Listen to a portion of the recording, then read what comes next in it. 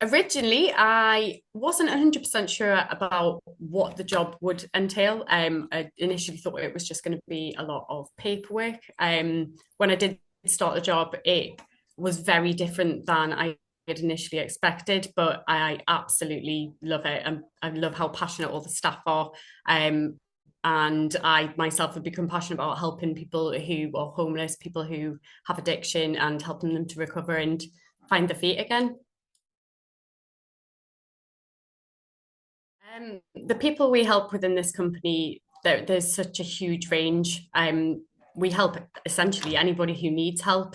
There's people of any ages from 18 upwards who have come through the doors and been provided with assistance and support.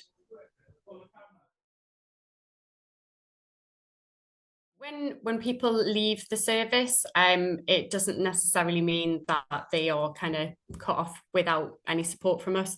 I have seen quite a few service users come back, even with just a phone call, asking a question, and being pointed to the right service who can help them at the time and the place that they're in.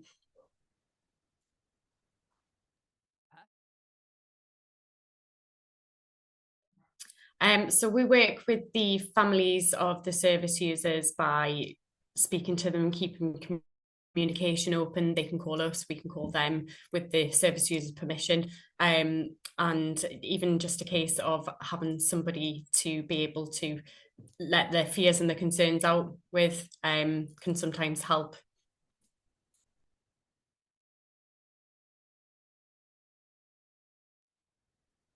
So within the organisation, we have three tiers. We have tier one, which is people who are sometimes coming straight in off of the streets for sleeping, sometimes in very active and all-consuming addiction.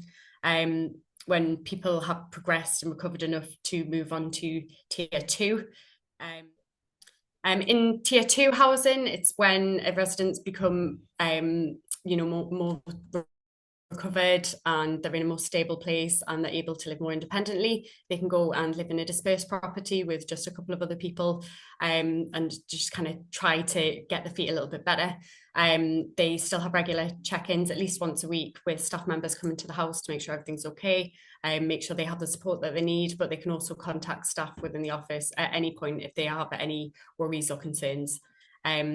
The next step from there is tier three recovery housing, where again you live in much smaller properties, and you are kind of working towards not complete recovery, but a higher level of recovery. And you can attend your groups and everything, and always with staff members to support you through each stage of the tiers.